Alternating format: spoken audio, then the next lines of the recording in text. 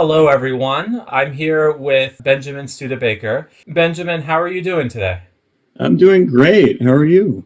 I'm doing well. Benjamin is a political scientist who has done a lot of research into democracy in the US and also the UK. Benjamin, do you want to give a quick introduction for what made you interested in political science and what your research areas are?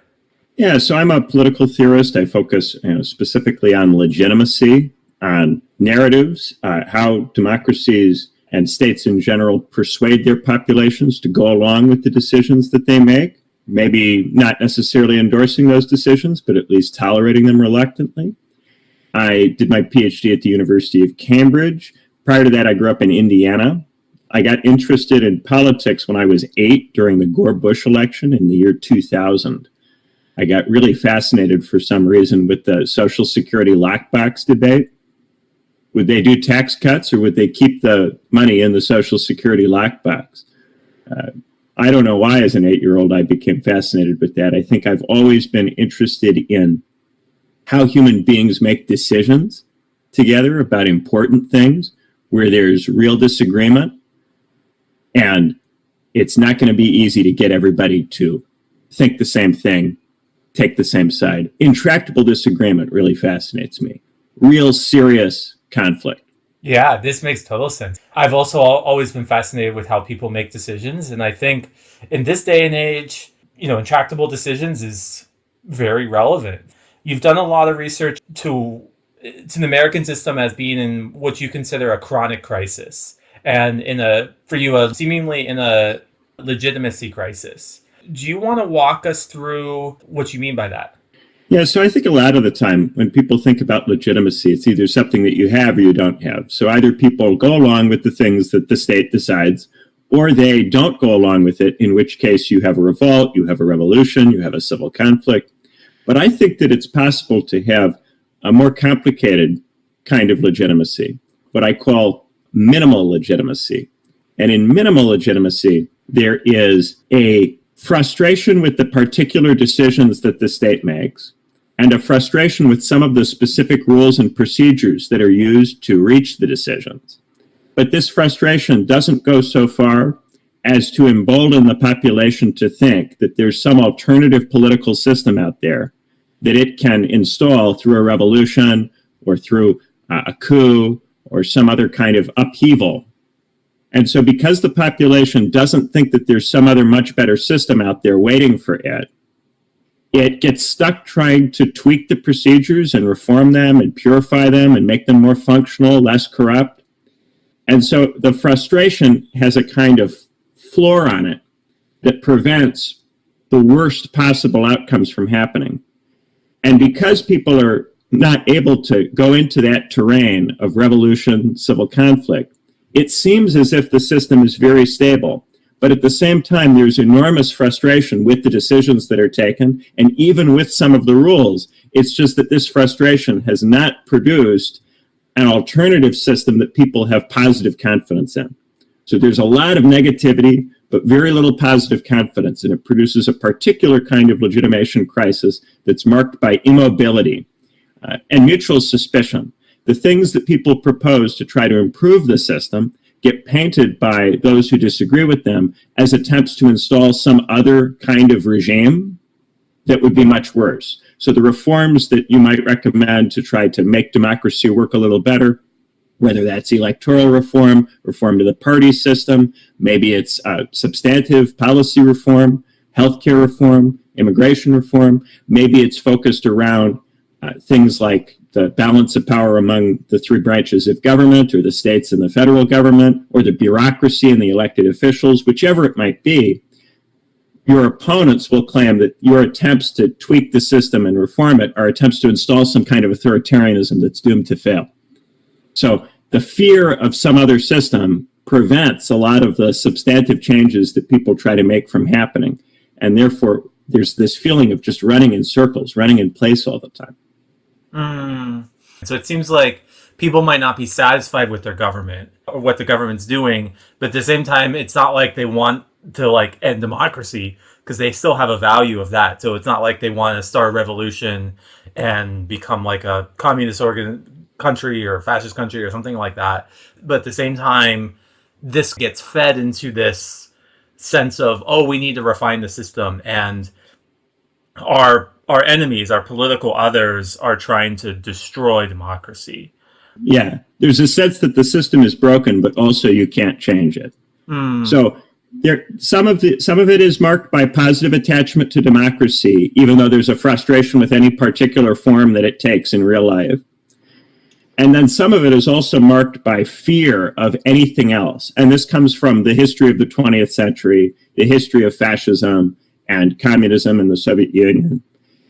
These experiences historically have made many people believe that if you depart from democracy, all you can get is something really horrible.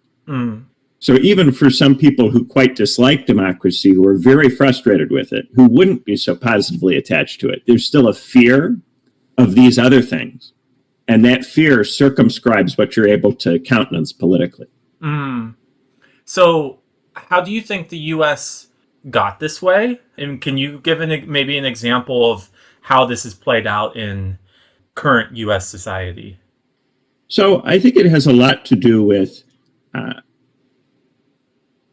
the long, slow, gradual unraveling of the post-World War II international system. This is a system that was cobbled together at the end of the war through a set of negotiations among states. The negotiations involved a lot of concessions to different factions within the states, and therefore, there was never a very tight global international system constructed out of the war. You instead got this nebulous international system that sat somewhere between a system of state sovereignty and a system which transcended that. It both made appeals to a kind of international law, but also appeals to a kind of state sovereignty. So in practice, what happened is that over the course of the post-World War II period, there has been a tremendous increase in the mobility of capital. It's become much easier to move money and jobs from place to place all over the world. Way easier through a set of what was called the GATT trade rounds, the General Agreement on Tariffs and Trade, then eventually the creation of the World Trade Organization, entities like the IMF, the International Monetary Fund, and the World Bank. All of these international organizations gradually opened up trade, made it easier to move money and therefore jobs from place to place. And so this has put states, which have territory and are defined by land, in a difficult situation because they can't move jurisdictions. They're stuck where they are. So as money becomes more mobile, states have to do things to convince money to come visit them. And this restricts what states are able to do. They have to compete for access to money, and therefore their ability to tax and their ability to provide for public services becomes steadily more restricted as they have to adopt a more and more competitive strategy. And it means that their wages aren't able to go up, and it means that they have a hard time regulating. They have a hard time insisting on new best practices in technology or in environmental regulation, even health and safety. So the consequence of all of this is that there is a kind of gradual grinding down of that post-war middle-class world that people associate with the 50s and 60s. And as this has been ground down, people have tried to protect themselves from the consequences of it by getting a university education, by going to college. So in the 40s, only about 5% of the population of the United States had a university degree. By 1980, that was around 20%. And today it's almost 40% of the population. And initially, if you got a university degree, it was, as my grandmother described back in the 70s, a ticket to life. It would turn you from someone who couldn't be sure what your future was going to be into somebody who had a guaranteed secure future. As more and more people have gone to university and the percentage of grads has increased, it no longer is a ticket to life in that way. Maybe there are some fields that you might be able to go into that would still work like that. But what's happening is that each of these fields, as it becomes known that this is a good field to go into, gets oversaturated. Too many people pile into the field hearing that this is the field that will give them the ticket to life. And so what's happening is that over time, each of these fields is being ruined by an oversupply of workers. And so now the college degree doesn't provide that same kind of security. And this creates a split among the college graduates in what I called in my first book, The Way is Shut, the rump professionals and the fallen professionals. So the rump professionals are the part of the population that still gets the benefits associated with going to college, the legacy life of the 20th century university graduate. And the fallen professionals are those who don't get that kind of life, who get pushed out of a secure middle class life. They have a college degree, but they work in jobs that are not much better paying or much more secure or stable than those of people who didn't go to college, especially those of people who didn't go to college in the 70s. Factory workers in the 70s. These jobs are not obviously more secure, more stable than those old jobs. So part of what I think has happened is that a split has emerged between those who go to college and those who don't. The people who don't go to college because they don't get these economic benefits, the people who don't go to college, can sometimes be resentful of those who do get them. And then also among the professionals, a larger and larger percentage are not getting the benefits in the first place. And for them, the university degree becomes a way of distinguishing themselves culturally from the people who don't go to college. So even though they get plunged back into an economic situation that's not very different from those who don't go to college, they still think of themselves as different or better in some way because they got the degree.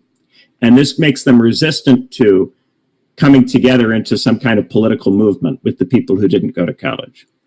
And conversely, the people who didn't go to college view them as pretentious and snobbish and insistent upon particular norms and language that is unattractive to them. And so the two forces repel each other.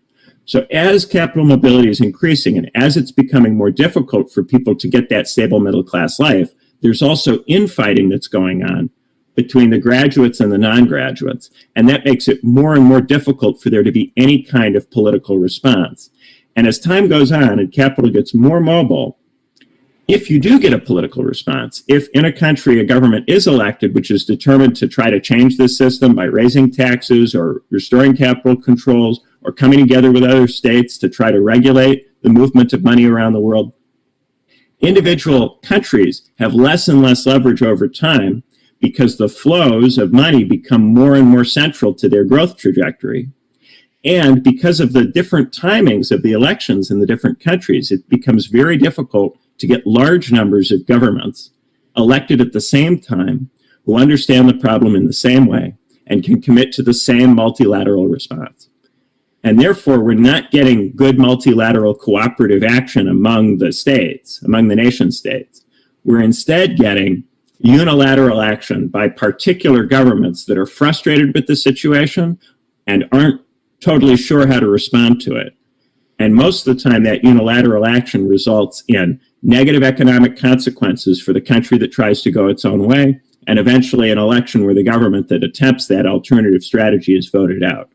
A clear example of this would be the Syriza government in Greece during the Euro crisis of the last decade. It attempted to divert and to do a different kind of economic policy from the other countries of the European Union. It got isolated. The government was subjected to enormous economic consequences for trying to divert. And then eventually it lost the next election, unable to follow through without paying an enormous price, both economically and politically. Similar kind of thing with Liz Truss, the former Prime Minister of the UK, who attempted to, from a more right-wing direction, do a set of tax cuts that would have ripped a giant hole in Britain's budget. Very quickly, there was a negative response from international markets to her, and she wasn't able to stay Prime Minister for any great length of time. And now in the United States, we're seeing this tested at a very, very high level with a very large country, with Trump attempting to change the way the international trade system works with trying to muscle in on countries with bilateral trade negotiations. And this is going to be and is the biggest test of unilateralism so far. Can a state that's as large as the United States unilaterally change the way this system works without cooperating with lots of different countries at once in a common framework? Can you do it with a bunch of bilateral negotiations? I think we're going to discover that you can't. But it's a new way of trying to do that we haven't seen so far. I mean, it seems like in the current system, pretty much most regular people are screwed. If you're college educated or not college educated, your life prospects have been going down. I understand what you're saying about how this would lead to this type of tumultuousness and these kind of swings in democratic governments. One thing I was thinking about was how the New Deal under FDR might be considered one of the biggest resets in terms of economic policy in you, or one of the biggest resets in terms of economic policy in the U.S. And that seemed only really possible because the Democrats had pretty strong majority for about 12, 16 years, for a very long time. I mean, they had the presidency for 4 terms with FDR, but they were able to maintain power. That probably has a lot to do with the Great Depression and some of the responses to that. But it takes time to be able to set that up. In the modern era, one of the other times I can think of for that would be during Reagan. Maybe it wasn't as strong, but there was also a big reset in the Reagan era. I mean, we associate that with 8 years, but really, in effect, if you consider George H.W. Bush, it was really 12 years of being consistently empowered to be able to institute those types of changes, for better or worse, love or hate them. But it took a bit of time. And now we don't seem to see that. We seem to have, oh, we're going to change everything. And then in 4 years, the other party gets voted in. What are your thoughts? Yeah, one thing that I think has happened is that because we aren't able to have some kind of sharper kind of confrontation, a revolution, some sort of showdown, because we don't have this, disagreement doesn't have the same costs for us that it has for people in other times and places. In other times and places, you'd have to be responsible and not allow the disagreement to get so intense because it might turn into a big mess. But once you don't have to worry about that kind of thing, then you're allowed to intensify the disagreement and try to use the disagreement to win in various ways, because there's not going to be any kind of really sharp cost to deepening it that's immediate for you. And I think one of the long-term consequences of this is that we've reached a point where we can have more disagreement, and do have more disagreement than anybody has ever had, without it producing a violent civil conflict. And this means that we don't take decisions very easily. We don't generate very large majorities in Congress. And this is one of the symptoms of the whole thing, the inability to have some kind of sharper confrontation, or even to be really seriously, sincerely worried about it. People will talk all the time about their concern about it, but how do they actually behave in government? There doesn't seem to be a sense of urgency on the part of the Democratic Party to try to stop Donald Trump from being a dictator. The things that they say about Donald Trump, the painting of him as a dictator, doesn't match with their actual behavior, which suggests that on some level, they recognize that he doesn't have a capacity to be a dictator. So what's really going on here, I think, is that because on some level, dictatorship is off the table, only its specter is usefully raised in politics as a way of trying to stop other people's reforms. And therefore, you get very, very deep disagreement that prevents anything like the large majorities that would have been possible in other eras. But I also would want to emphasize that the world of the 30s was marked by those 2 world wars, which anchored it from both directions, and which disrupted to an enormous degree the amount of global trade that took place in the 30s. And all of that gave particular countries a lot more room to make individual policy and to separate and distinguish themselves, at a cost to economic growth, which in the 30s was very bad because there was an insufficient level of global trade. So that's the other thing to bear in mind. Historically, to make really big changes, there's often had to be some kind of cataclysm. And then once you rule out cataclysms, which for good reasons we have done, the world wars were terrible, nuclear weapons make it extremely dangerous to do something like that again. But once you rule that out, now you can't escalate to a point at which people would make concessions out of fear of what might happen. And therefore you get really, really intractable arguing and fighting, because everybody knows that nobody's going to take it far enough. Everyone's bluffing. It seems like everyone's bluffing, and also it seems like the crisis or polarization becomes part of the rhetorical. It becomes rhetoric. It becomes the idea of they're not democratic, they're a threat to democracy, becomes a part of the rhetoric. And to be honest, there might be figures that are a threat to democracy in the U.S. political system, but at the same time, that can lead to a kind of a boy who cries wolf kind of thing. That if that's where the normal debate escalates to, then the idea that they're a threat to democracy kind of gets tuned out after a while. It just becomes the way that the sides bicker. What do you think? It seems like for you, I mean, yeah, one thing that was kind of interesting to me about your work is that you often describe democracy in the U.S. as embedded, that the U.S. is an embedded democracy. Democracy has been here for a long time, and you don't see us setting up anything else anytime soon. But at the same time, we're in a chronic crisis, and you don't see a solution to that anytime soon. So how do you see this playing out? I mean, do you think we'll eventually build to some kind of crisis like a world war that forces us to do something about it? Or do you think we're just going to kind of fail slowly, or what? Yeah. How do you think this is going to play out? Yeah, democracy is both much more miserable than its proponents think it is, and much more stable than its critics think it is. And my work is in large part an effort to put these two things together. How can democracy be both stable and really miserable at the same time? How can people be so upset with the system, but yet so unable to change it in any substantial way at the same time? In terms of the trajectory, I think that as these attempts to change the system in various ways repeatedly fail, there tends to be a frustration with that failure, and then a search for scapegoats, for people to blame. And I think that most likely the logic of it is blaming external states. So if you attempt, as Trump is currently attempting, to change all of the trade deals with all of the countries all at once, to try to reconfigure the whole economic system, if that doesn't work, the easiest thing to do will be to blame the particular states that the United States was negotiating with for having been unwilling or unable to make the right kinds of agreements.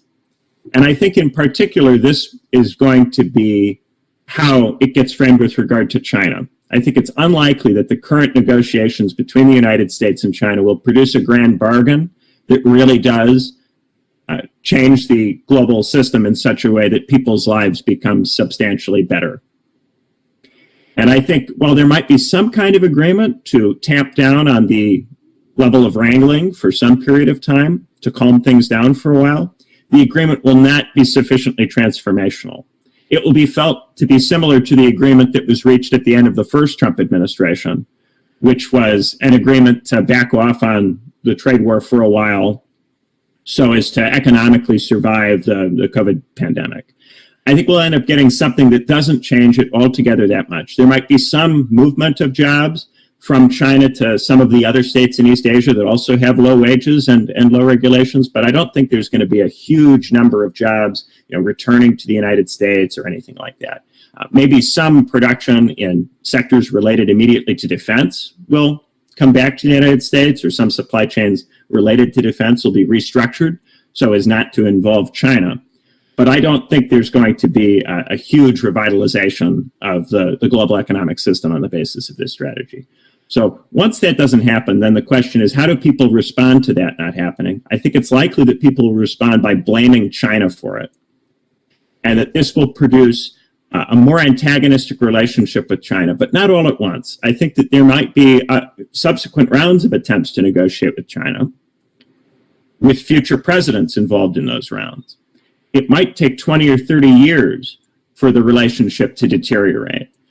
And I think that the outcome of that deterioration is unlikely to be World War III. It's more likely to be something like Cold War II, where the amount of trade between the United States and China is more limited, becomes more limited over time. And then there's pressure by both the United States and China on other states, smaller states in the region especially, but around the world, to pick a side and to forego profitable trade with the other side, and to use security and the possibility of proxy war as a mechanism for trying to make states align commercially. That would be, I think, where it's likely to go. And the function of that would be to produce some level of unity within American society, because there would be a common concern. But I don't think at any stage this would actually solve the economic problems people are facing. I think it would rather kick the can in various ways. The thing about the economic problem is that it's never so acute as to result in something like state collapse. And I think a lot of people who are frustrated with this situation think it must issue in some kind of big cataclysm, because otherwise the suffering is completely pointless. The ways in which people are struggling become completely pointless if it doesn't go somewhere and have some kind of positive trajectory. But I really think the thing is just going to spiral in circles, that there's a kind of running in place. In my second book, I describe it as being stuck in a tar pit. So that the state, the democratic nation state, is like this lumbering animal that wanders into a tar pit and then it can't get out. But suppose it's not, just a dinosaur with one long neck, but it's a hydra, the Greek hydra that has many, many, many necks, and it's able to draw food, sustenance from many different places as it's in the tar pit. It can eat from all these different trees, and it can breathe even if some parts of its body become submerged. This is what democracy does. It just kicks up endless political parties, leaders, movements, each of whom will say, I can get you out of the tar pit.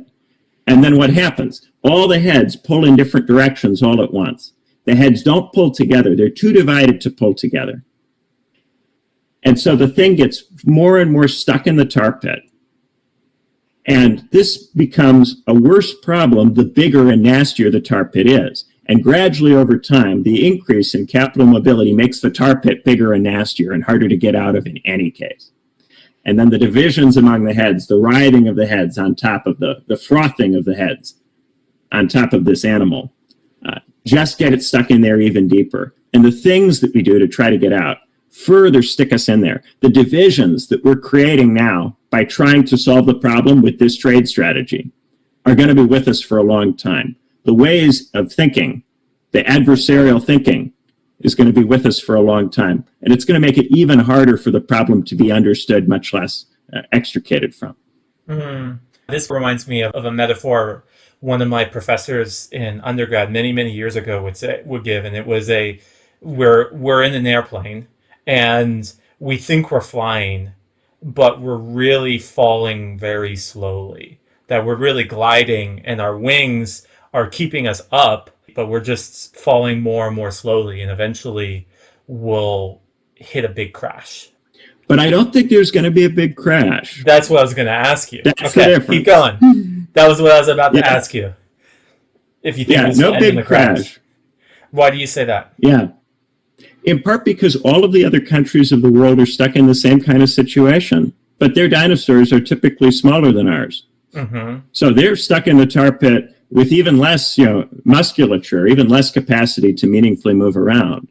It's not as if the United States is alone in this situation or is uniquely trapped. The non-democracies are also stuck in the pit in the sense that they also have to deal with a rise in the mobility of money, a need to compete for access to money. They're all stuck in the same kind of competitive game with the democratic countries. It's not as if only democracies are vulnerable to this. The difference is the various kinds of ways in which democracies struggle in this situation. They try electing new governments over and over, changing out your leaders, changing out your political parties and systems which allow you to do that. There's a continuous frothing activity in democracies, whereas in the non-democratic countries, if you seem to make a really serious mistake, you have limited mechanisms for letting off steam. So if you make a false step in an authoritarian context, it becomes very dangerous very fast because there's no mechanism internal to the system that allows you to easily move on from a particular person who becomes associated with failure. In democracies, you can go through failure after failure after failure, and people will often believe that the next guy, the next party or movement, might be able to solve it in such a way that the previous people could not. And they're especially willing to believe this if they don't think there's anything else that can be done in any case. And part of why they think there's nothing else that can be done in any case is they're looking at the authoritarian countries, and those countries do not seem to have solved the problem because they haven't. The authoritarian countries are not dramatically better off for being authoritarian. It seems like the people get increasingly exasperated, and they get increasingly exasperated, particularly with elections and the different sides constantly giving promises. That seems to kind of build. I mean, Donald Trump is not the only president that ran on "we're going to change the system for you and solve all your problems," though I think in some ways he might be the current biggest manifestation of it. A scholar brought this up in a previous conversation, this idea of short-term thinking, that the current pushes for change seem oriented towards short-term benefit. We're going to give you results now and make it seem like your life is better now as a way to appease the people on some level who are getting exasperated by this. What do you think? I mean, how does this affect the relationship between different movements or parties, and how they run and how they get support, and how do you think people respond as voters to the electoral system in all this? Yeah, so one of the things that is quite critical is the tendency for people to despair in response to long-term exposure to this system, for them to become very frustrated with politics and to drop out. As more and more people do this, if you are a strategist for a political party, for candidates running for office, it becomes more reasonable to try to reactivate the voters who have dropped out, as opposed to trying to win what was called the swing voter, the voter who votes regularly but will sometimes vote for different parties or candidates or people, is not necessarily committed permanently to a side. That voter has become much less interesting and much less central over the years.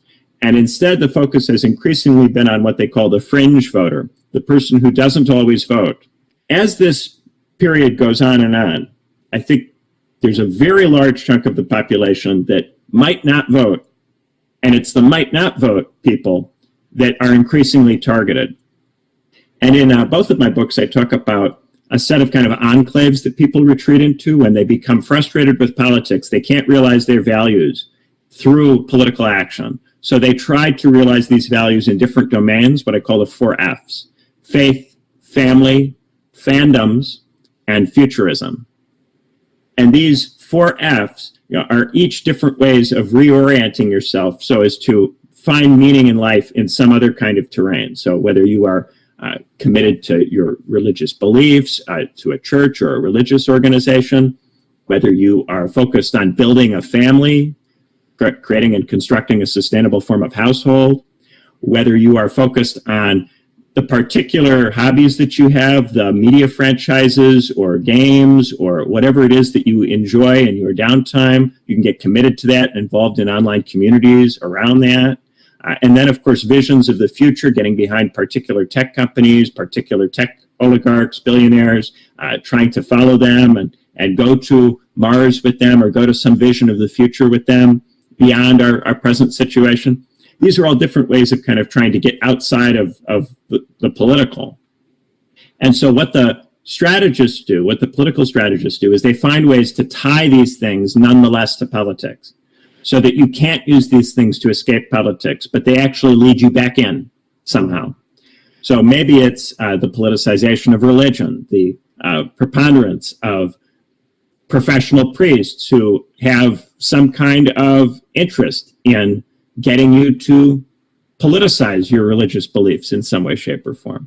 Maybe it's concern about the schools available to your children, or it's concern about having the kind of income necessary to support the kind of family life that you'd like to have. Maybe there's a culture war brewing, which maps onto the dispute between the college-educated and non-college educated workers about how we should live and how we should talk. And maybe that dispute is being replicated in your online fandom. Maybe the fans of Star Wars are arguing about whether the franchise is woke, and this is a potential way of dragging some of them back into politics.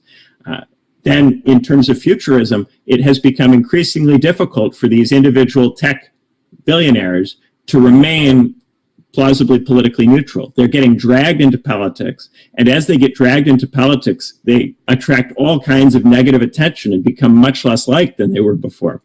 Often, against their will. Sometimes they deliberately get into politics, which I think is totally foolish because it accelerates a process they should be trying to delay, put off, and resist. But even if they do try to delay, put off, and resist these things, their technology is increasingly central to people's aspirations, and therefore helping that technology or frustrating it can become a way for political parties and leaders to try to make politics seem important to people who are otherwise focused on technology, on the business sector, and on how it might transform society. So through all of these routes, people get kind of dragged kicking and screaming back into politics. And it's not necessary for all of these people to be back in politics all the time. The system is functional, even if very substantial chunks of people are completely fed up with it and don't want to participate. Along with this, there's the fear of authoritarianism, which is also used to get people to vote and to participate, even if they don't have any confidence in any kind of positive plan. So I think of it as kind of three different types of voters. The hope voters, the voters who still think that they might get something from voting for who they're voting for. The fear voters, the voters who are concerned about what the other side will do. They don't necessarily think they're going to get anything from whoever they vote for, but they're concerned that the other side will get something. And then the despair voters, the voters who have recognized that both of the parties are not going to do anything for them in the American system, who are frustrated with all of the sides, but who remain vulnerable insofar as they get focused on and obsessed with particular enclaves to being dragged back in, at least periodically, by politicizing those enclaves and creating trigger points in those enclaves for them. It seems like these are the multiple angles of breakdown. On the authoritarian, can you maybe walk us through how you see some of the fear of authoritarianism? And maybe for context, in some of your work, you've talked about the difference between authoritarianism and totalitarianism. If you wanted to start by briefly explaining what the difference is between those two. Recently, there's been a lot of concern about authoritarianism under Donald Trump, and share your thoughts on that as well. Yeah, so in my book, I like to highlight two different ways in which authoritarianism might work. So one would be that some particular person or some part of the government, a branch of the government, becomes unstoppable. It acquires all sorts of power, such that the other parts of the government that were previously thought to share power with it are unable to resist it. And if they try to resist it, they get liquidated. They get thrown out, fired, arrested. They're not able ultimately to put up any kind of fight. Some people are very concerned about this, about one particular person becoming a tyrant or one particular part of the government becoming tyrannical. On the other side, there's concern about an impersonal kind of totalitarianism that's not reducible to any specific person. A system of incentives that's kind of bureaucratic or Kafkaesque, that no person is able to control, and which ultimately dictates what everybody is able to do and reduces the horizons of possibility for everybody. If you're concerned about an impersonal system that is disabling all of us, then you might actually want to strengthen particular people so that they can change the rules and break up those incentives and alter them or get rid of them. Conversely, if you're someone who's concerned about a particular person becoming a tyrant, you're going to want a rules-based order, which handcuffs them and circumscribes their ability to act. So one of the things that creates really nasty, intense conflict is that oftentimes when people talk about authoritarianism, they are talking about precisely the opposite thing. And so the solution, the apparent solution to tyranny the rules-based order, looks like an attack on democracy to people who are concerned about impersonal totalitarianism. And then conversely, the solution to impersonal totalitarianism, the strengthening of particular people or parts of the state, looks like an attempt to instantiate tyranny by those who are concerned principally about particular players. And this is, I think, one of the deep conflicts between the Democrats and the Republicans and their supporters right now. You have a Republican Party that is concerned principally about deep state bureaucrats, about impersonal systems that are hard to get on top of, that are opaque. And conversely, for the Democrats, the concern is about Trump and about the possibility of a tyrannical authoritarian leader, a dictator figure who takes over the state and overcomes all forms of opposition. These are almost completely opposite concerns. But I think that they both express a frustration with the system and its inability to give either side what they want. With the current second term of the Trump administration, there's definitely been a push to, for better or worse, I guess, to ignore the rules or to circumvent the rules to quote unquote get stuff done, which is usually unilaterally an increase in executive power. You know, the increase in executive power really has a very long history in the United States. I mean, arguably it's been the case for the entire U.S. history. I mean, definitely since Abraham Lincoln, so definitely for over a century. And then some of the pushback is much more oriented towards, you know, we need to respect the system. And it seems like in the last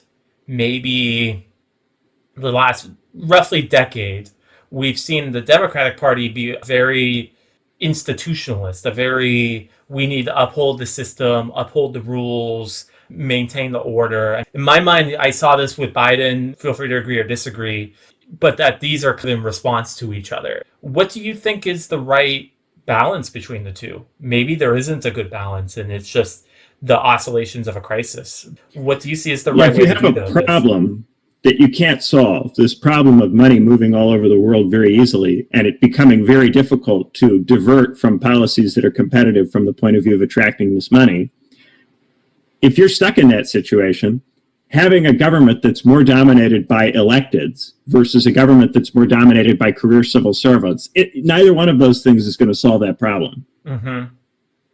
But part of, to be a politician in national politics, to choose to run for office, to decide to do this with your life, you have to be someone who thinks that national politics can be the solution to this.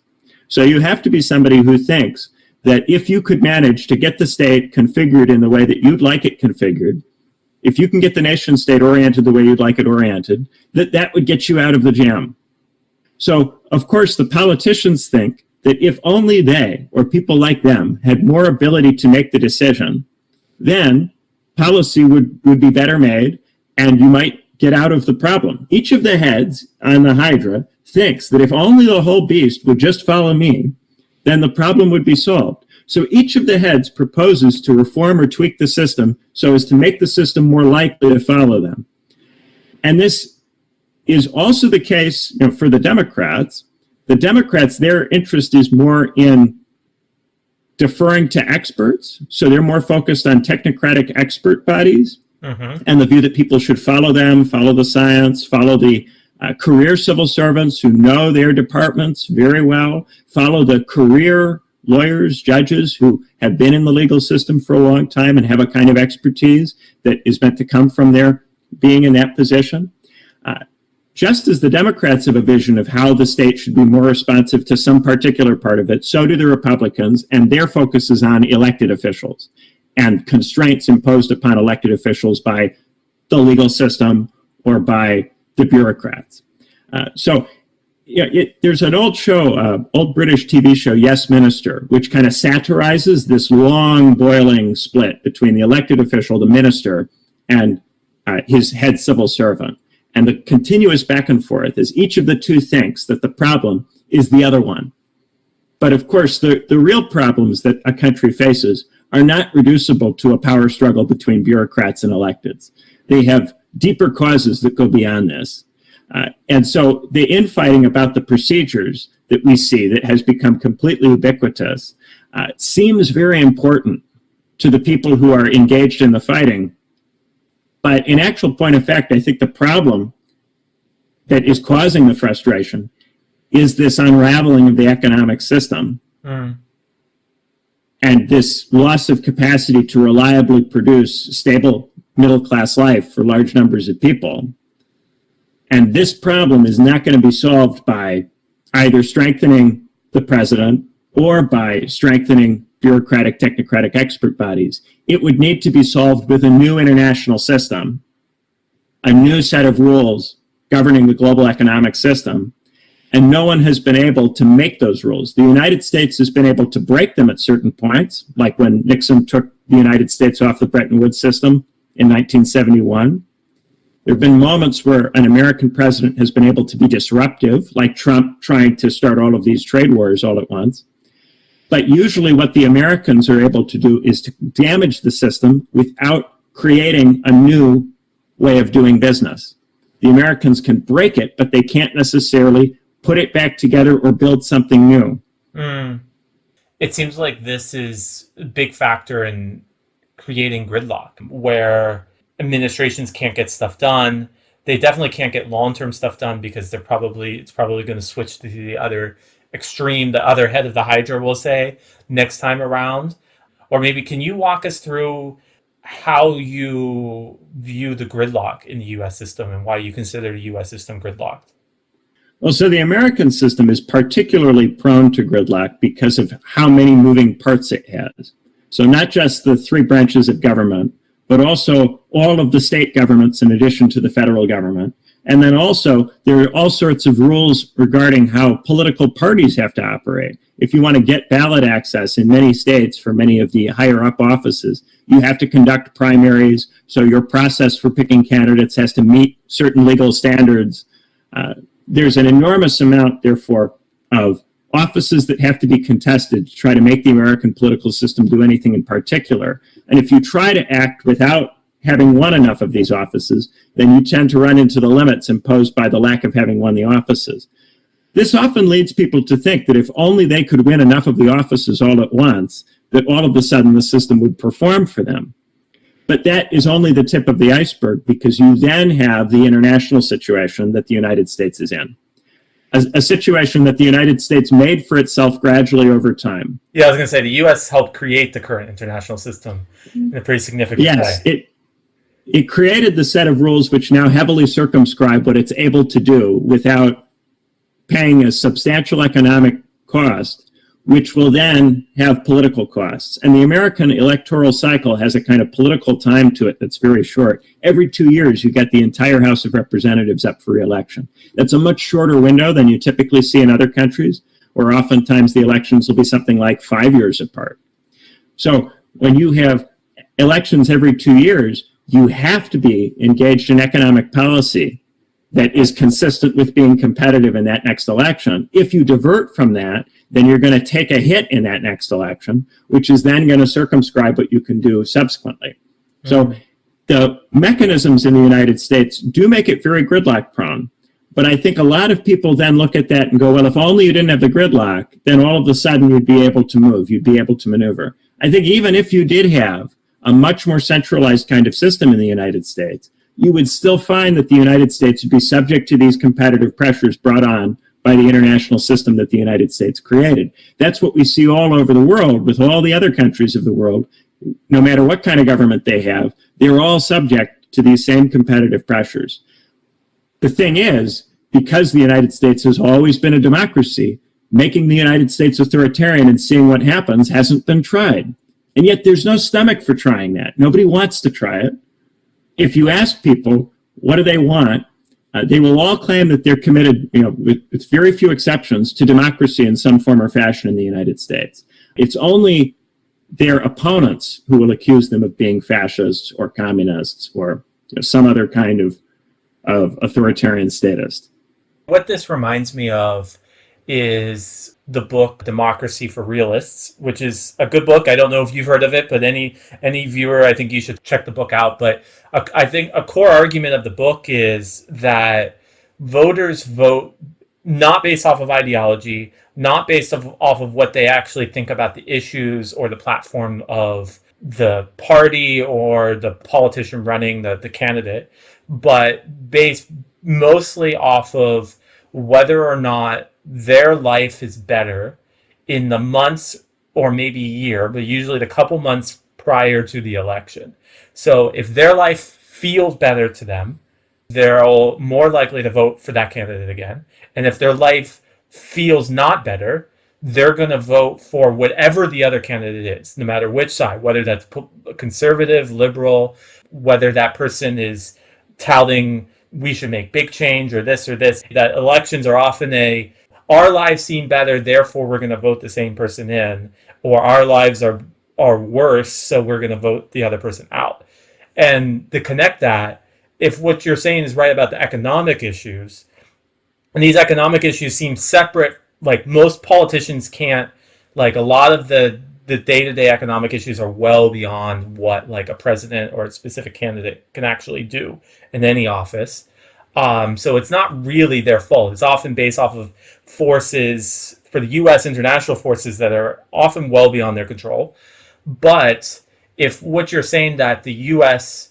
is seeing a very slow declines for the last several decades since the World War of people's economic prospects, then I bet people are more likely to have it worse when it comes to election season.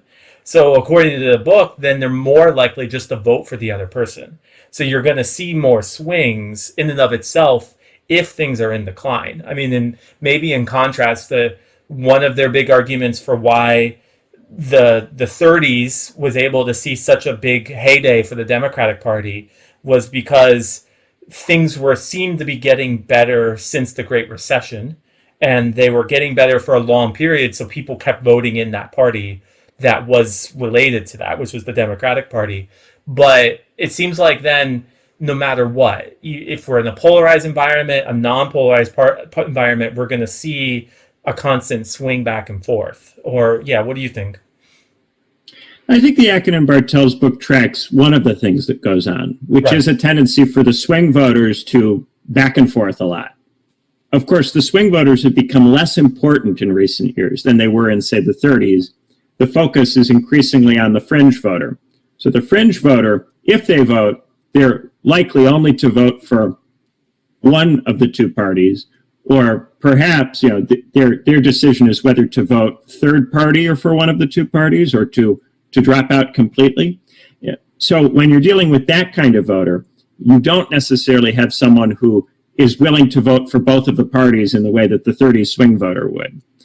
And that kind of voter has become more important. So activating the base has become more important in democratic politics than it was in the middle of the 20th century.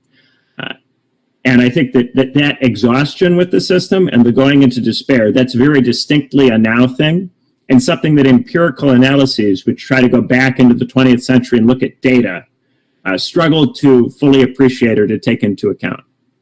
Yeah, if you only look backwards, that really does help you understand now, but it can't make you fully understand now. You end up only seeing the present as a manifestation of the past. One question I have for you is basically, what do you see coming of all this? In my mind, I see kind of roughly three ways for what you're talking about to play out. Maybe there's other alternatives. I mean, one is the collapse view, and there are political systems that collapse very harshly. Like maybe you get invaded.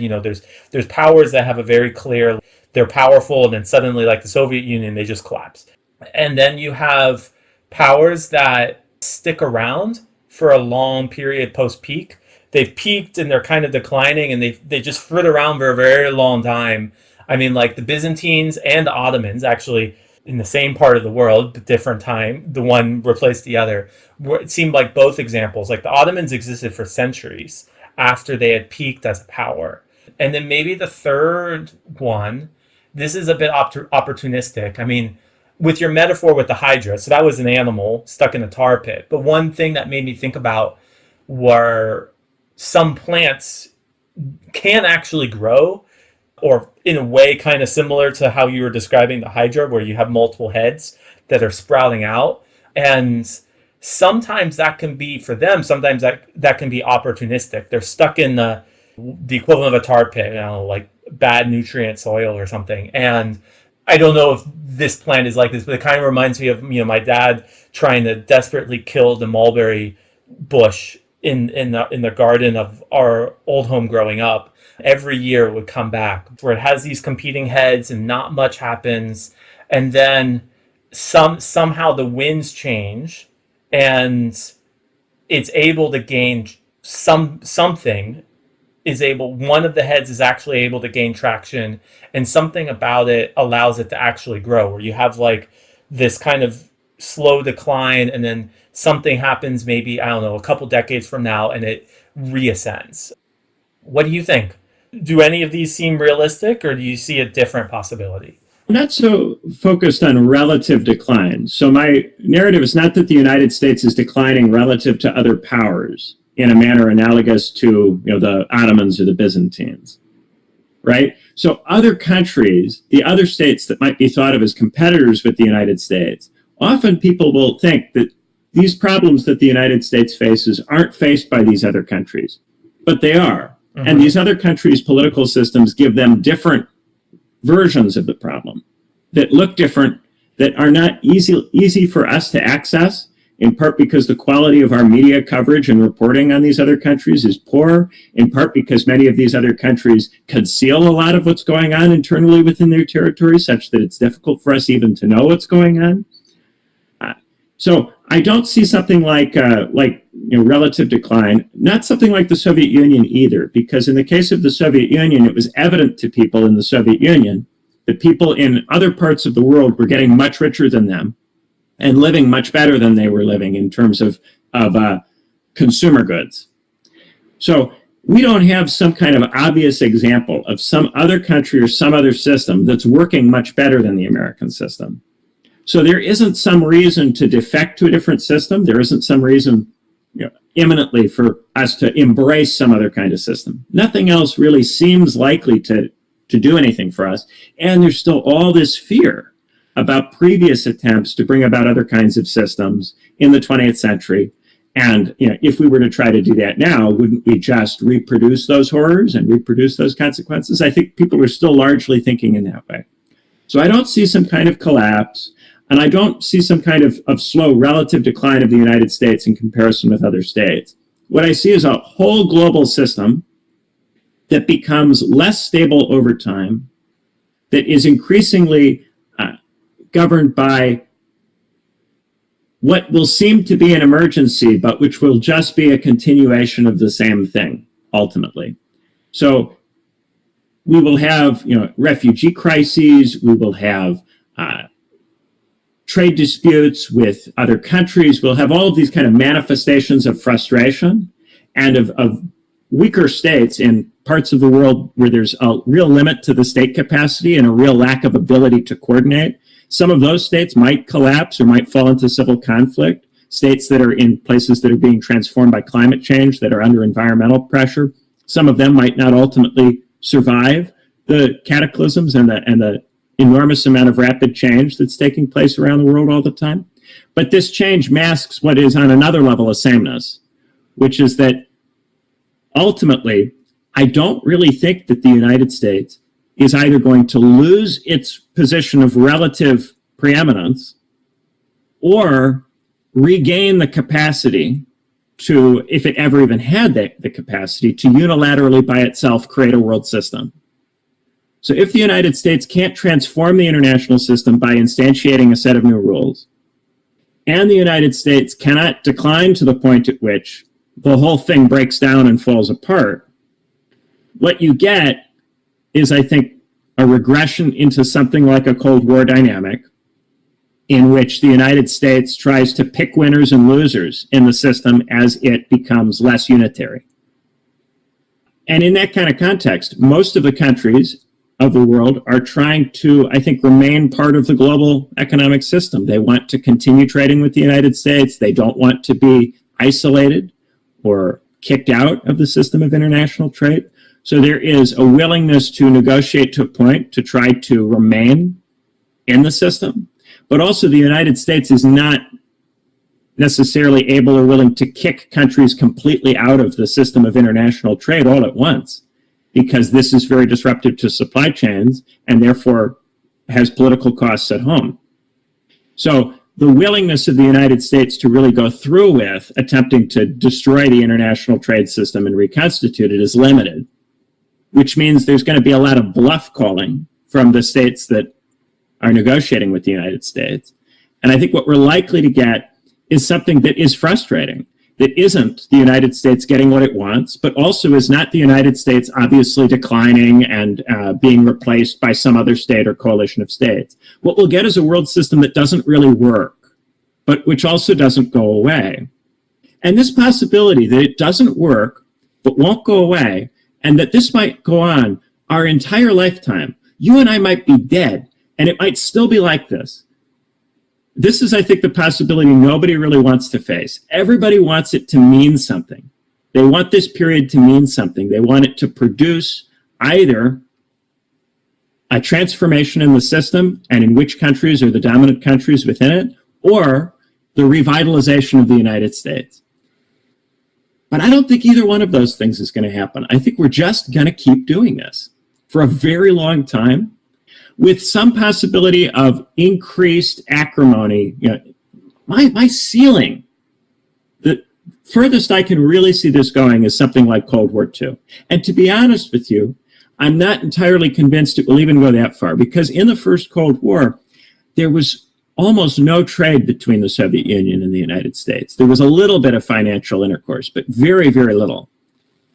And there's such a large volume of trade right now between the United States and China, and between China and the various allied countries. It seems very difficult to actually get to a point where that kind of level of trade has been limited to the degree that trade was limited between the United States and the Soviet Union. But I think, what we're most likely to see is some reduction in that trade volume, less interdependence between the United States and China, especially in sectors and industries relevant for defense, but no huge sweeping change in the overall structure of the system. And I would make that prediction at least for as long as I think predictions are any good, which is 20 to 30 years.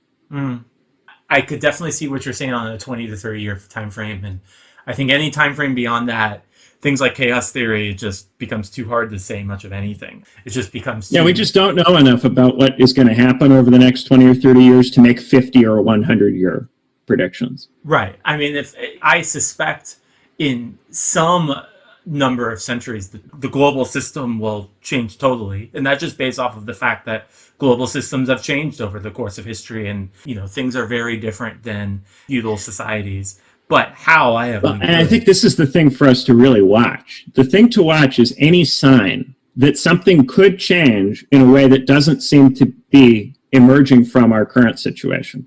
So what I try to do is to be very honest about how totally immobile the current situation appears, while at the same time continuously watching what's going on and looking to see if there might be some possibility emerging that goes beyond what I've predicted. I sometimes talk about it like being a vulture, right? So this hydra is struggling in this tar pit. It's thrashing. It's really having a miserable go of it. If you're a vulture, you look around and see, is there some possibility that this thing is going to die? Or is there some possibility that it might get out? And to keep an eye on it, because you're interested in its fate. Its fate matters to you. Keep watching it. And it might go for a long period of time. The philosophers of the past had other kinds of bird metaphors that were associated with the major changes that they saw. For Hegel, the philosopher is the owl of Minerva, which can only say anything after the action has taken place, because by the time it's even understood, the action is long ago in the past. And for Marx, Karl Marx, the philosopher is the cock, the rooster that crows to announce, hey, look, something's happening right now. Maybe you should do something. But I think that we are in a much longer, slower, more miserable kind of change process, where there's plenty of time for us to circle and watch the thing and chat about it. And that the trick is to not just lapse into watching and just spectating and not continuing to think about it. Mm-hmm. I think actually one result of all this is that it's made me personally fascinated in looking into how other major powers in history have collapsed and how people have conceptualized it at that time. I mean, in a lot of past collapsing societies, I mean, you could go all the way back to things like Nineveh during the time in ancient history where the Assyrians were the major power in the Middle East and Mediterranean world thousands of years ago. You know, all the way back to that is one example. But like, there's often an obsession with apocalypse and like this, like everything's going to fall apart. And in some level, I think people don't think outside their system very well. So have that really famous quote, often kind of quoted, which is, it's easier to think about the collapse of the world and the collapse of capitalism. It's hard to think beyond our system, because to do that, you have to actually think of your world as a system, not as what is, which is, I think, how most people implicitly conceive of their world. But maybe the fact that we're watching a very slow motion train wreck, you know, forces you to do that. Whereas some other types of collapse, you don't have time to process it. I was actually going to ask you, what should we look out for? What kind of things would you look out for, or would you recommend any viewer look out for that might be signs of something new emerging? I always look for anything that might be happening that conflicts with what I have said. So if I have made a prediction or I have understood something in a particular way, I'm always looking to see, is there a contradiction? Does something happen that doesn't fit with something that I thought was going to happen? And then what does that mean? What does it mean that things aren't going the way that I thought they would go? For instance, I think that it's probably too politically dangerous for a president of the United States to try to install extraordinarily big sweeping tariffs all at once. I thought that's something that would be obviously politically very difficult to do, and therefore it's unlikely to happen. Nonetheless, it has been attempted. Mm-hmm. So what does it mean that it's being attempted? Now, it doesn't necessarily mean that it can succeed. I don't think that it can produce the kinds of effects that some people think it might produce. But it's significant that it's been tried, and that so far it has not produced a total collapse in the position of the president in terms of polling. Now, maybe over time this will be revealed. Maybe over time the economic costs of it will be serious enough that politically it will produce a huge nightmare scenario. I think if they stick with the very high tariffs for a long period of time, that's going to happen. But now they seem to be backing off of many of these tariffs and trying to go for agreements that are smaller in scope. I think that those kinds of agreements are unlikely ultimately to produce the transformative change that they said that they're looking for. So I'm trying to watch that trade conflict very, very closely to see if there's anything I can learn about what's possible by observing its dynamics, because I do think that's the one really distinctive thing that's happening now that hasn't been tried in the past. And then also, I look for any kind of sign that something really disruptive to the mobility of money could happen. So in Walter Scheidele's book, The Great Leveler, he talks about 4 different horsemen of leveling, 4 different things that can be so disruptive that they can produce a major change in the distribution of wealth and power in a society. And this is wars, revolutions, state collapse, and pandemics. And one of the things I notice is if you get a little one of these, a relatively small war or relatively small pandemic, in historical terms, comparing to things like World War II or the bubonic plague, people often will invest these events with all sorts of transformative power that they will then subsequently be proven not to have. So I noticed that a lot of people, particularly on the left, thought that the COVID pandemic would bring about a transformation in the world system, or they thought that they think that the war in Gaza or the war in Ukraine will bring about a transformation of the world system. But what I've tended to notice is that the stuff that people think promises something new tends to dramatically underdeliver relative to what they think it will promise. And so what we instead typically will see is a lot of suffering that ultimately doesn't go anywhere or mean anything. It's just a lot of suffering. And I think there's a powerful human tendency to try to rationalize suffering and to try to draw some kind of purposiveness out of it, to see some sort of positive change that comes out of it. But a lot of the time, the suffering is just suffering. And indeed, often it accelerates changes already taking place. So the function of the suffering is to allow further suffering to occur that otherwise would not have occurred for some time.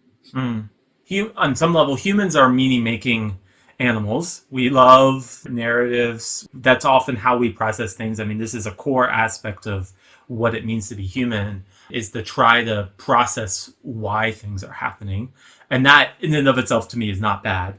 But at the same time, I could see how this sense of, oh, why am I suffering? And it's because of this. And then in that explanation, here's the hope for how it's going to go away. It's a way to get people's hopes up. And if what you're saying overall is right, that things are going to get worse and are going to continue to get worse, getting hope up is, or at least that type of hope up, can actually be bad. I notice it's a negative hope. They're hoping that it will produce a disaster that will nonetheless have a positive effect. Right. So their hope is incredibly negative in terms of the form that it takes. So part of my focus is to not look at collapses as a possible way of trying to salvage everything. I think a lot of people engage in dystopian collapse thinking, in part as an act of utopian hope to try to make the bad situation generative. Yeah, this makes total sense. I mean, in one of your books, The Chronic Crisis, you talk a lot about how each of the major political movements, the populist, we'll say the moderates, and the conservative or right movements, they all offer solutions, get people's hopes up, which turns out to be a false hope. It's if I get in charge, I will do A, B, and C, and that will solve your problems. And it seems like one of two things or both happen. They either don't get in charge, or they get in charge and they're not able to fully institute their policies. So who knows if that would have worked, or maybe even more likely, those policies would never have solved the underlying economic problems that you're talking about anyways. Maybe a mix of the three, but obviously the third is the biggest one. But that raises people's hopes, and then they get more expectations, and then suddenly, because they had their hopes up and then it gets dashed. So then the next time they get their hopes up and then they become more crushed when it's dashed. It increases their exasperation and also cynicism. This reminds me of that. It seems like it's another form of false hope, because both are kind of the two sides of a spectrum of false hope, of hope for something good in the future. And the effect of having this happen over and over again for such a long period of time, that's what I think is really unique about this situation. Because in the past, when you have that kind of impasse, the impasse drives people to, through violent means, attempt to institute a different kind of political system. But in our context, people don't believe that they can accomplish anything by doing that. So in our context, these divisions that are created by that endless cycling become deeper and deeper and deeper. So on the one hand, it seems as if nothing changes, but on the other hand, there's a continuous legacy of the failures of everyone that weighs upon us and makes it so that we are very difficult to motivate, we're very difficult to coordinate. It becomes harder and harder to get us to believe in anything. And the effect of this is to make it even harder to produce any kind of coordination among people over time. So the more you fail at this problem, the worse you get at trying to deal with it. There's a kind of debilitation that occurs at the level of people. We become less capable of coming together collectively to do things because we are repeatedly defeated. Not just ourselves, but everyone around us is repeatedly defeated no matter how they take up the problem, whether they take it up the way we do or some other way.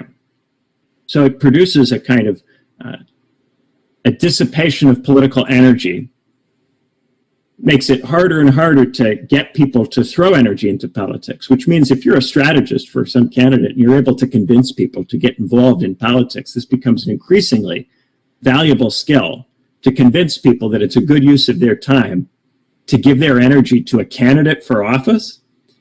This is something that it increasingly takes, all sorts of social techniques, sociological, expert techniques to motivate people to expend time and energy in this system, which seems to just burn people up, burn and waste them relentlessly.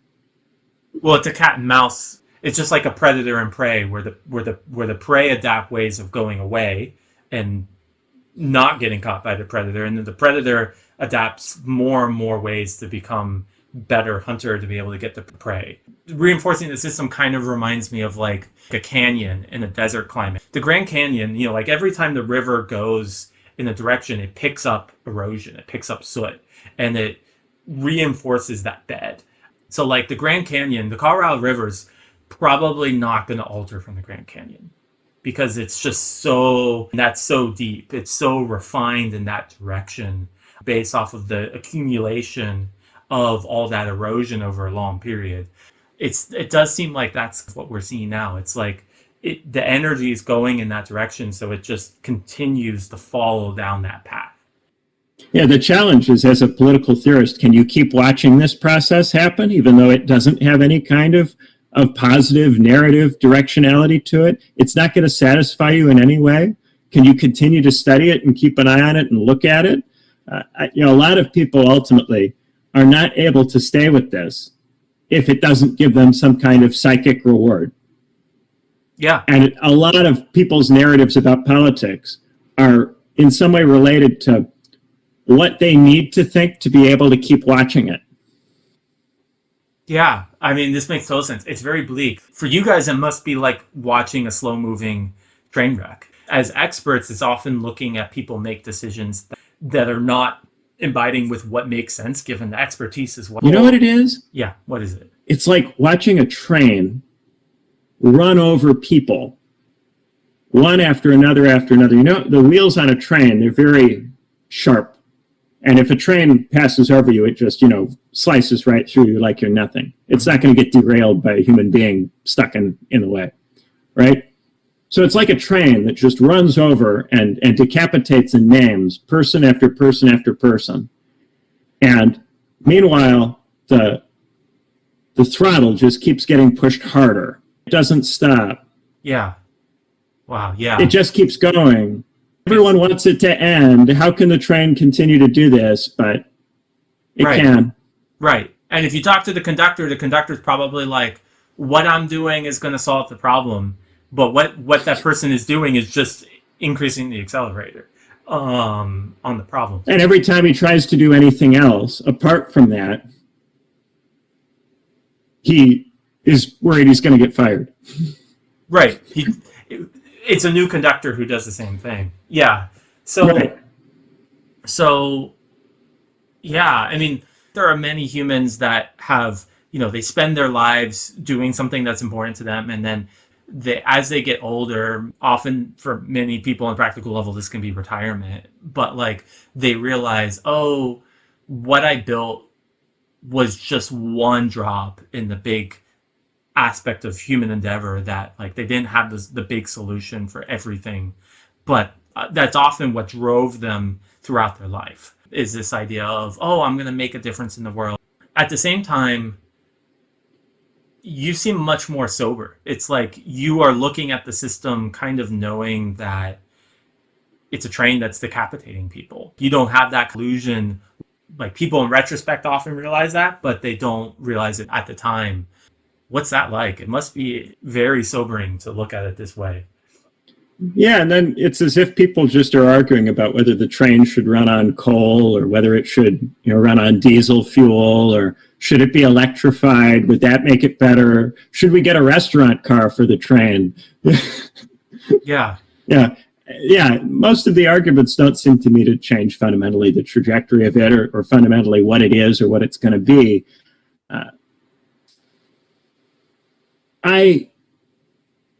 Ultimately, you have to have a little bit of a sense of humor about it. You have to be able to not get so emotionally caught up in it, to be able to continue to watch it. At the same time, if you desensitize yourself to it to the point where you forget what it is, and you start coming up with all sorts of narratives to make yourself feel better about what you're watching, then that makes your analysis unhelpful. So I try to strike a careful balance between keeping myself involved with what really is happening and preventing myself from being caught up in it. I talk about this as the difference between positive and negative despair. Positive despair involves a recognition that something that you might have been invested in, you might have cared about, isn't going to deliver what it is that you thought it could deliver. And that if you throw good energy, good time after bad into that thing, you're not going to get anything for doing that. So rather than follow the sunk cost fallacy and continue to flush time and energy down the toilet in these various different ways, you go, okay, that's not going to work. What else could I do? What else could I do that would be better than continuing to waste time and energy on that? The negative despair, which I think afflicts a lot of people who watch this stuff for a long time, involves blaming yourself, blaming your generation, blaming your country, blaming the people around you for the fact that it is this way. Reproaching yourself and the people around you on some level for the fact that we've not been able to change it or make it work better. And then coming to bear the weight of the awfulness of all of it, all the time, in your every waking moment.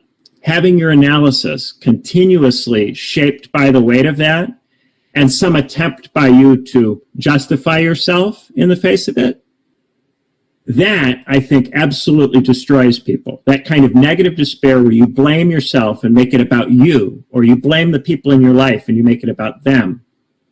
That's incredibly cruel and unfair. And it's even cruel and unfair to yourself if you do it to yourself. And a lot of people end up engaging in incredibly self-destructive lifestyle habits because they struggle to watch this thing without becoming upset with themselves. So that's the thing that you really have to find a way to not do. You can't blame or shame yourself or other people for it. You have to be able to keep that level of distance, which is one of the reasons why I tend to really discourage efforts to frame all of this in terms of accountability or personal responsibility or who should do what. It's an incredibly difficult and complex problem that isn't obviously to be solved in any one particular way. There is no one obvious thing that people should be doing with their lives in response to this. And the people who suggest that there is, if they really knew, then they would be able to act in such a way that they would motivate other people to join them in the action, and then we would get change of the kind that they expect. Nobody has been able to act in a way that motivates other people to act with them such that we actually do change this system in a way which prevents it from being what it is. So when people act like the thing to do is to take responsibility and feel bad, that's the thing that I really push against, because ultimately, if you give in to that, it will destroy you and make it impossible for you to watch what occurs at all. The two things I was thinking about as you were saying this is that, one, I mean, we're living in a very polarizing time where there's a lot of bickering back and forth. And there are people, I think, who are doing things that are bad and need to be called out for that. But at the same time, these systems are complicated, and it's not necessarily this person is the fault.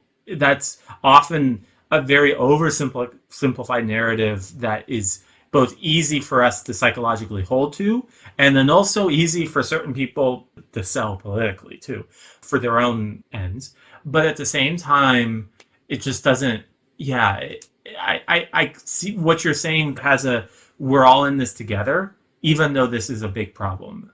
And when people do bad stuff, it's because they're confused, and it's because the whole thing is confusing. It's very hard. So when people do terrible things, it's usually because they're very, very badly confused about what they really ought to be doing, and getting mad at them about it. It's like punching somebody who is lost. Somebody comes up to you and goes, "I don't know where to go. Can you point me in the right direction?" And you punch them in the face and go, "Don't ask for directions. Figure it out." There is this assumption that people have that there's some kind of deep simplicity to all of it that could just be solved by people having good intentions or having empathy or being kind or trying harder. And these are just various ways of not really wrestling with how difficult the problem has become. And there are consolations on one level when you blame somebody else. If you externalize it and go, it's because of them, they're the ones who are in the way. The other side, the other country, they're the ones who are in the way. When you do that, you kick it off of yourself. And people do that. They blame other people, because if they don't blame other people, it will turn inward and they'll start blaming themselves. So I view the blaming of other people as itself a symptom of the self-hatred that people tend to acquire when they observe this for any length of time. And so that's the thing really, I think, to get out of is the constant self-criminating that then leads to the crimination of the other. This reminds me of actually two quotes from, or like aphorisms, two aphorisms from professors of mine. And I don't know why I'm going back mentally to school days, but like when I was in grad school, one of my professors had a saying, which is that people are very rarely the monsters in their own stories. And, you know, so people do bad things, people do evil things. That happens all the time in history.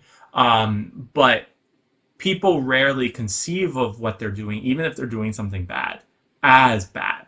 They rarely conceive of themselves.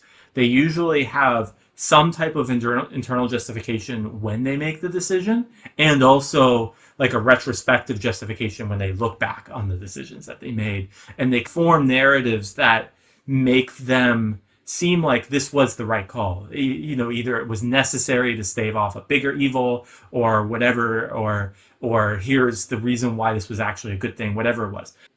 We can still disagree with people, but it's helpful to understand people's own narratives, understand where they're coming from when they make decisions, including politicians.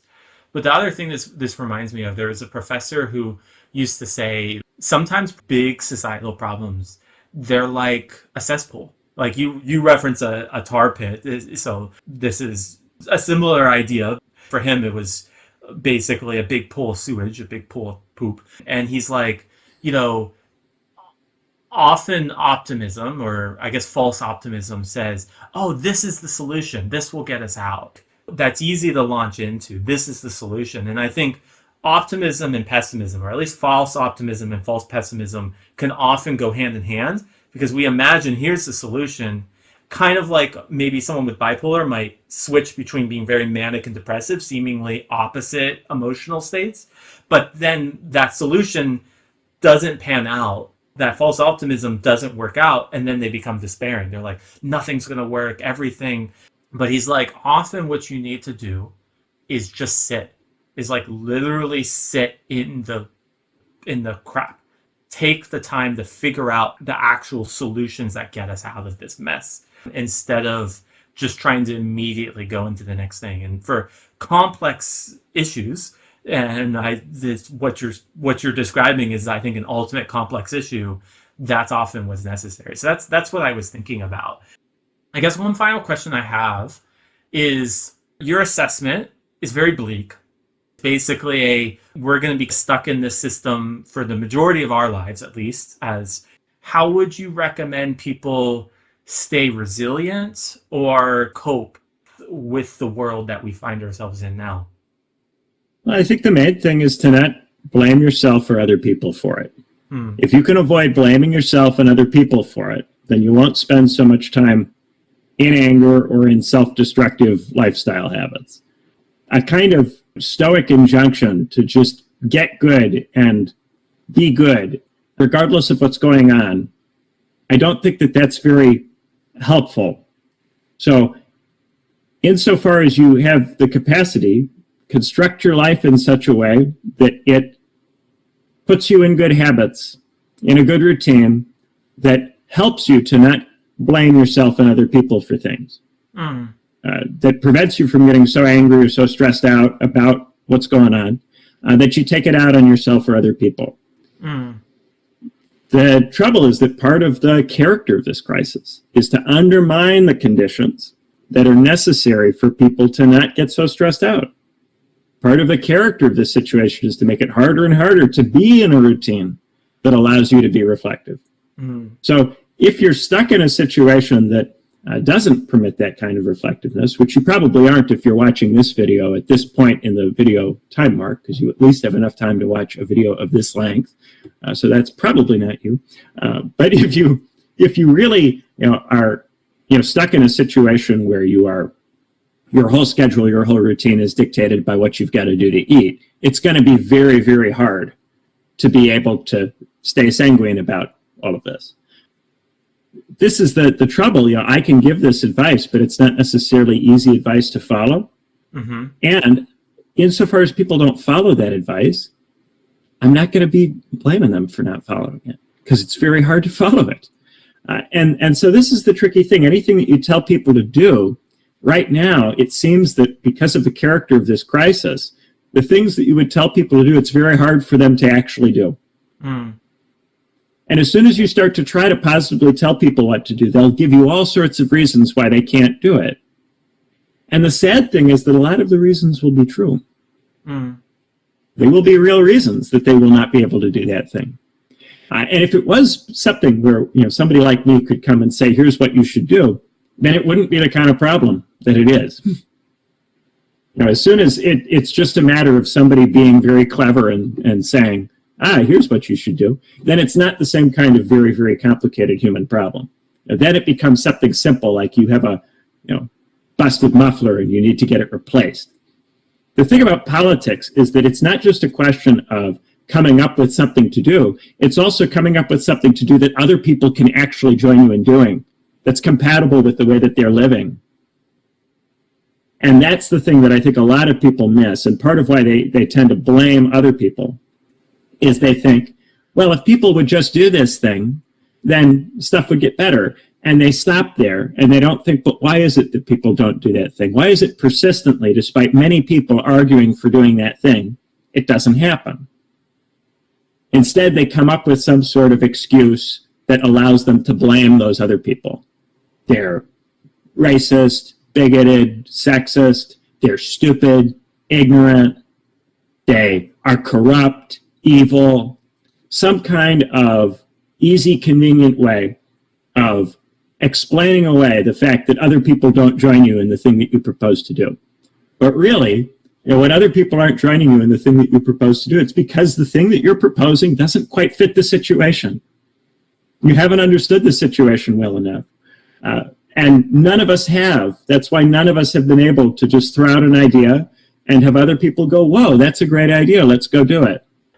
Most true life advice is easier said than done. I mean, some level it's about building virtue. So some things are just easier. You have to develop the ability to do it. So it's easy to say this is what you should do.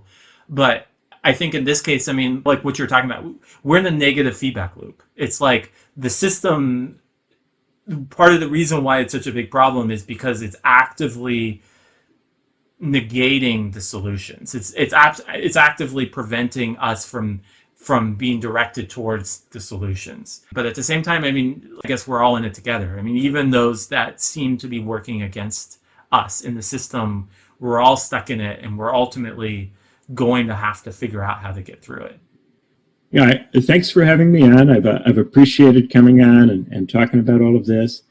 It's something for us to continue to wrestle with and to continue to think about. And that's, if for people who are here at this point in the interview, there's an ability to be able to think about it and stick with it for a long period of time. And I do think that that is something that we need if we're going to be able to see any new possibility at any later point. An ability to keep watching, keep looking, and keep seeing with clear eyes what's going on.